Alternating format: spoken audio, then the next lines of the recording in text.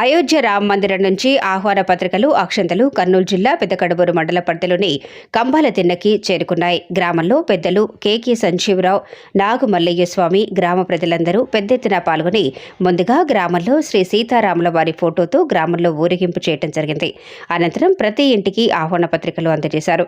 22వ తేదీ దేశం మొత్తం సీతారాముల వారి పండుగ జరుపుకోవాలని సంజీవరావు స్వామి గ్రామ ప్రజలకు తెలియజేశారు.